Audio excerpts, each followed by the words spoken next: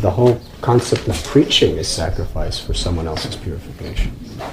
Exactly how that sacrifice is done must be decided by the parents and spiritual master. The greatest sacrifice is not just fasting. That may or may not help.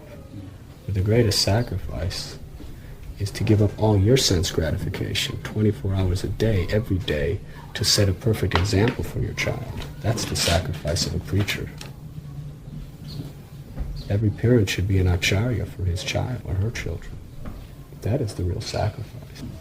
If you're not doing that, then whether you fast or not, it's not going to have too much effect. It may. Fasting is good. But it's not enough. Sometimes we fast and we think, oh, I'm exempt from any other austerities for the rest of the week. Right? I've done my quota of. The real sacrifice is living the philosophy. But they were also perfect living examples of pure devotees of the Lord. Prabhupada said from his very infancy, his father was a pure devotee. So with or without asking the sadhus for the blessings, Prabhupada was perfectly situated. That was just his mood of pure devotion. But he was a surrendered soul. He wasn't substituting surrender for some ritual. Rituals are there, rituals are good. But they have to be built on the foundation of surrender. Not that they're a substitute. That is the tendency. You have to do what I do, not what I say. Children are very impressionable. What a child needs more than anything is a sense of security in spiritual life. Spiritual life includes material life too. If a child senses insecurity, that will create a very bad consciousness that will perhaps last for the rest of his life or her life.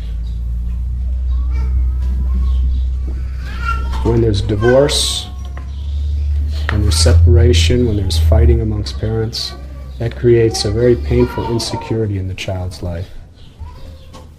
Even if it's a baby, even if it's an infant, it's recognizing what's happening subconsciously.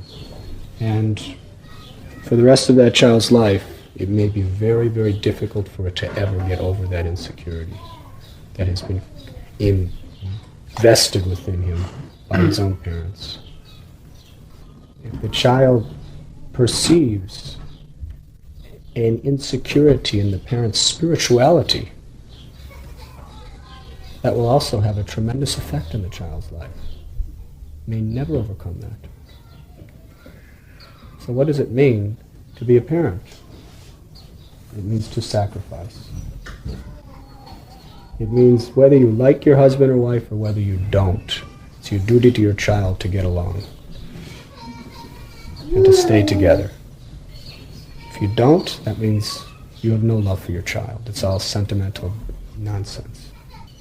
If you're not willing to chant your rounds, if you're not willing to, the child sees you better than anyone else, even though he may not intellectually understand what you're doing.